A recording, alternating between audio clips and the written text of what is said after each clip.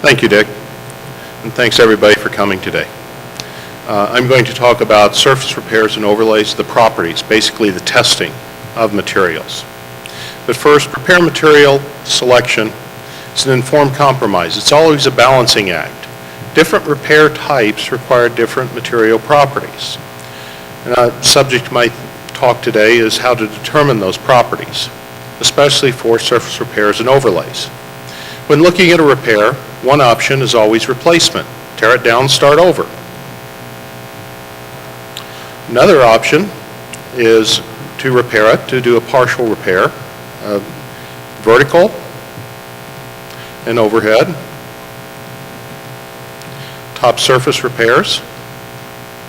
These are the subject of today's talk. We classify them in the guide in 3 depths. Deep repairs being greater than 2 inches.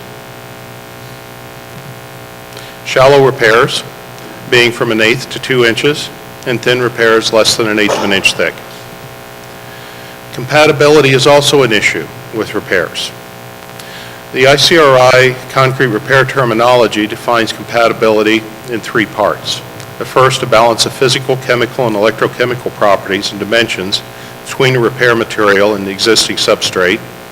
Capacity of two or more materials to combine or remain together without undesirable after effects.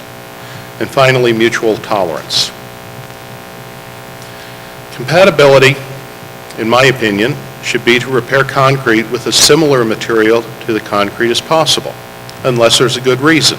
That is, the concrete itself was part of the cause of the failure.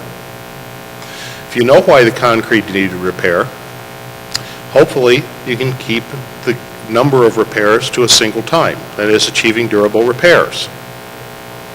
Benjamin Franklin, I think, said this, that the definition of insanity is doing the same thing over and over and expecting different results. I think we've got a bit of insanity in the repair industry. Going back to the definition from ICRI, a balance of physical, chemical, and electrochemical properties between a repair material and the existing substrate. The document ACI 546.3 describes tests for volume stability, mechanical properties, constructability, aesthetic properties, and service conditions, as well as durability. Starting with volume stability, substrate's rigid. Concrete's already done curing, so we repair it with a material that has 0 stress. It's plastic. Fill the void. It still undergoes a lot of changes while this is going on, such as curling, differential shrinkage resulting in cracking, as well as it can debond. Tests for volume stability described in the guide are ASTM C157, which uses a prismatic specimen.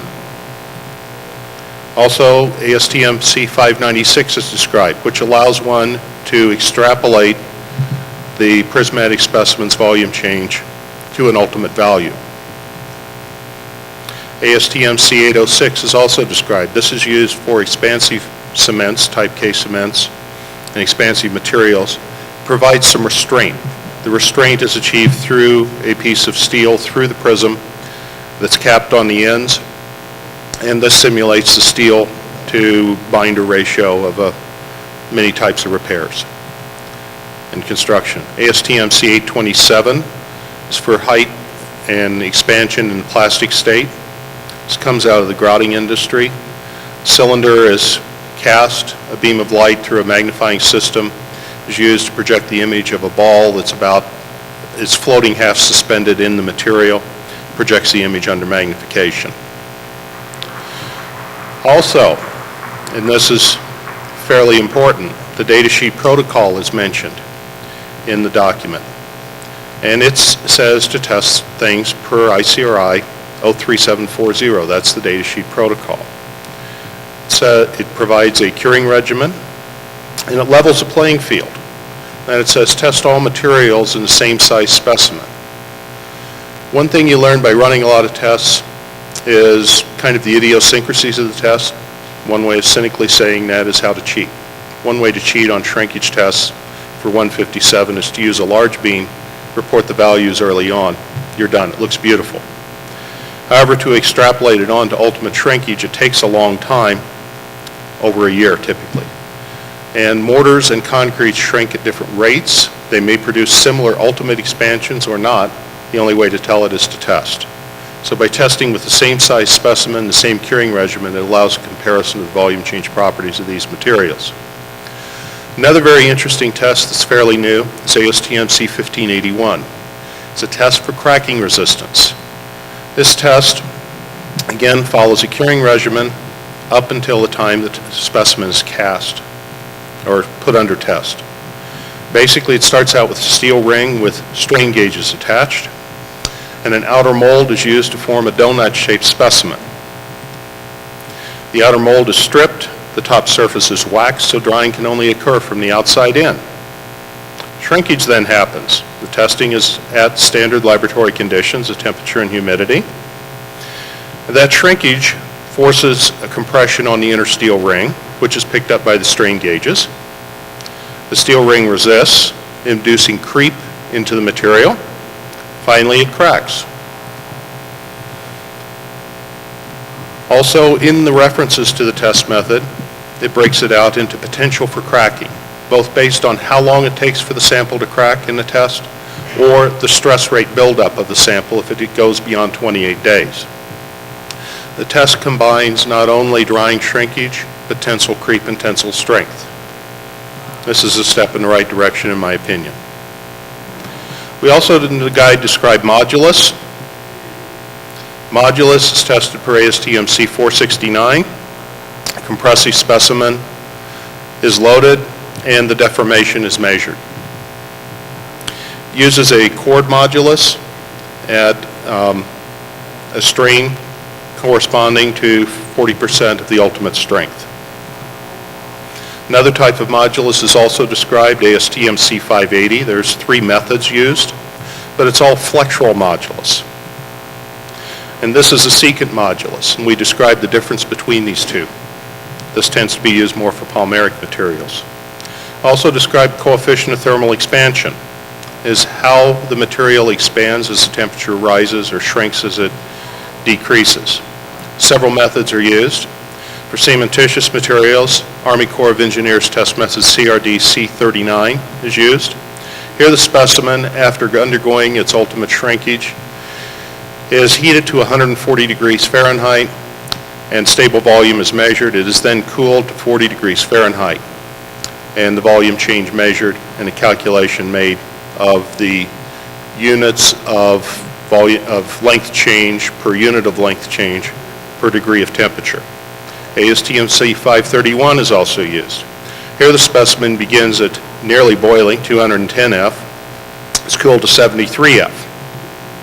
Produces different results, obviously. Another test is ASTM D696. Here the specimen starts out at 22 degrees below zero, is heated up to 86 degrees Fahrenheit, cooled back down, and heated back up, and repeated. The final test described is ASTM C884. Here, an epoxy mortar or other polymeric material is attached to a piece of concrete. It starts out at room temperature, is cooled down to 6 degrees, heated back up, cooled back down. This cycle is repeated 5 times, and it's a qualitative test. You see if the mortar, the polymeric material, debonds. We also describe creep. Creep is tested per ASTM C512 for cementitious materials. This is done in compression. Unfortunately, there is no test method for tensile creep, which really affects cracking. In the C512 test, a cylindrical specimen is cast and is placed under continuous load at a percentage of its ultimate strength, and the length change of that specimen is measured. Another test is ASTM C1181. This comes out of the polymeric grouting industry. Here a donut-shaped specimen is cast. It's placed between 2 metal plates with holes drilled, 4 holes drilled in the upper plate. They're an inch thick. Through the donut hole, a bolt is attached and it's compressed. And the depth change is measured while it's under a certain amount of load. The specimen, the load is maintained by tightening the nut. It's then heated up to a specified temperature as determined by the manufacturer. It's cooled back down, reloaded, the bolt is tightened. The length change from the top of the plate to the bottom of the specimen is again measured. This is repeated 6 times. This induces creep due to thermal change. Bond strength is determined per ASTM C1583 or ICRI 03739, both very similar tests. Also ACI 503, Appendix A is described. So tensile adhesion tests, basically a dolly is glued to the surface of the specimen and it's cored down into the substrate. The dolly is then pulled off. Not only is a value determined of how strong it is, but the failure mode is noted. One can have adhesive failure, which means the glue that held the dolly in place was the weakest link in the system. Often this is caused by the dolly not being loaded perpendicular to the surface of the material. It's more of a peel off than a tensile adhesion. We can have failure of the repair bond. We can have failure due to bruising of the substrate, which is a very useful indication for field trials. Was the surface preparation adequate? You can also have tensile failure in the overlay, cohesive failure within the material itself. But what we really would like to see is failure deep down in the substrate, which means the substrate itself is the weakest link. Another bond strength test is ASTM C882 or 1042, the old slant shear test. Many people report this, and there's a lot of ways of biasing the results, I guess is the best way to say it. The roughness of the surface, the substrate strength, the repair material strength. 2 half sections at a 30-degree vertical angle, a cast, one of the substrate, one of the repair material. It's loaded in compression, the value determined. A newer test is ASTM C1404. It uses pipe nipples that have the material cast in them. A substrate and a repair material are both cast, and they are either joined during the casting or an epoxy or a bonding agent is used and then it's pulled apart in tensile. It doesn't produce nearly as high in numbers as the slant shear bond test. However, it's more realistic of what's actually going on. Another test is the Michigan Department of Transportation shear bonding test. Here, a substrate is prepared, the repair material is cast on the surface, and the substrate is supported, and the material is clamped in place. Then a loading block is placed on top of the repair at the bond line. It's loaded in compression. So it is a true shear failure. Very different results than the slant shear bond test, but again realistic of how a material performs in the field. Compressive strength with mortars, ASTM C109 is used, which are 2 by 2 by 2 inch cubes. Concretes use ASTM C39. Bear in mind the relationship between compressive strength in cubes and cylinders is not the same. A cylinder will produce about 85% of the compressive strength of a cube specimen. Direct tensile strength is determined per ASTM C307 and C190. These use dog bone type specimens, and it's loaded in tensile, and it's defined where it breaks due to the necking of the specimen, the geometry of the specimen. Also, direct tensile strength can be determined per U.S. Army Corps of Engineers test CRD C164. Here, caps are glued onto the specimen and it's pulled directly in tension using a cylindrical shaped specimen. Splitting tensile strength is also determined per ASTM C496. Here a cylinder is laid on its side and it's loaded along a line along its axis, and it splits. This is not a direct tensile strength. It gives a higher value. However, it is a good indication of the tensile strength. Flexural strength is determined by several different methods. There can be, and differences between all these methods are described in the document. This is a teaser for what's the good stuff in it. So I know I'm going through a lot of it and I'm not explaining the nuances. For that, you need to buy the document and read it. But for mortars, it's a true three-point loading. For concretes and aggregated materials, the loading is distributed on the upper point over a wider area. So here, if this bar were on a single piece of aggregate, you might get strange results in a concrete. Here, because it's distributed, you have a more reproducible type of result. Constructability testing is also described. Constructability is defined as those material properties that affect or limit the installation or application of the repair material for various field conditions. One type is cohesion. Cohesion, that's the internal affinity of a material to itself. That's related to remaining homogeneous during application, no bleeding or segregation, tearing during finishing, the internal strength of the material, and the transfer of the strain as it develops during curing within the material. Viscosity is also described. Perhaps the best example is comparing the viscosities of different liquids, is how it resists flow. Environmental limitations are also described for temperature, humidity, moisture, and wind. And application conditions for weight restriction, clearance, and the time and work period. Aesthetic appearance is described in terms of color, as well as texture and weathering. Also, aesthetic appearance is affected by the drying and the curing. Service conditions regarding exposure to moisture. Testing per ASTM C666 for freeze-thaw deterioration. Freeze-thaw scaling per ASTM C672, where it's ponded with 4% calcium chloride and water, frozen, ponded, frozen a number of times. Every 5 repetitions, the solution is changed, and surface scaling is measured.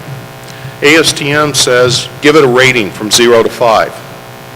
Well, my opinion of that rating may be different depending upon my vested interest and opinion. To level the playing field, we recommend modification per ICRI 03733 and 03740, the datasheet protocol, where the residue is collected and weighed after every 5 cycles. This generates a number, quantifying the test. Also, the density, absorption, and voids in the hardened material can be tested per C642. We call this making rock soup. Weigh the sample, immerse it in water, weigh it when it's saturated after soaking, weigh it underwater, boil it, allow it to cool, and weigh it again. Plug it into the calculations. It tells you some good things about permeability, gives you a baseline for the mix ratio of cementitious materials. Also, chloride ponding per AASHTO T259. Here the specimen is ponded. The dam is built around the outside of the specimen. It's ponded with 3% sodium chloride solution. The outside edges are sealed. The bottom is left open. Evaporation pulls the liquid through the specimen and pulls the chlorides through. Cores are then taken and chloride profiles measured with respect to time. We couldn't get away from this test. ASTM C1202, rapid chloride ion permeability test. Here a cylindrical specimen, 4 inches diameter, 8 inches tall is cast. The top and bottom are cut off, and 3 pucks are formed in dividing it into 2-inch thick sections. These are then immersed in water and vacuum saturated with water.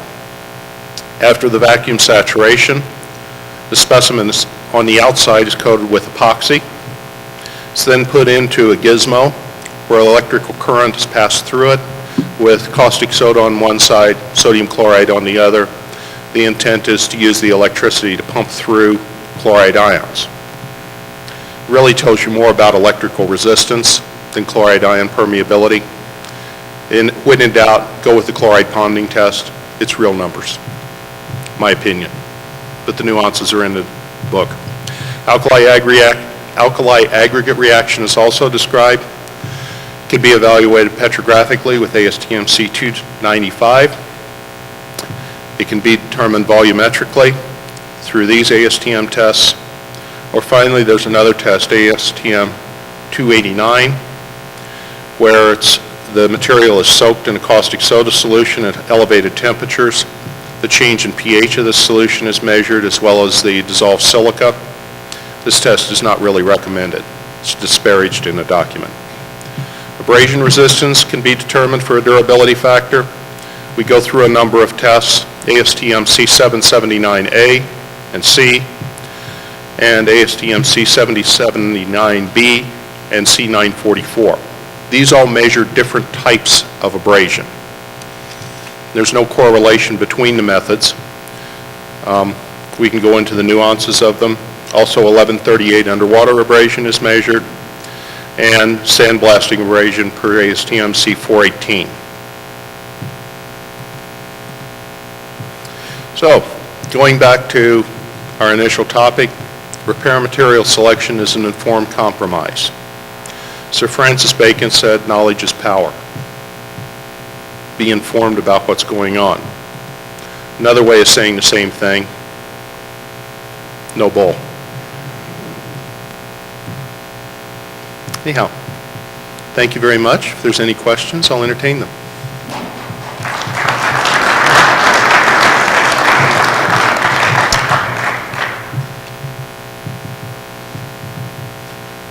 Can't believe, oh, Doc.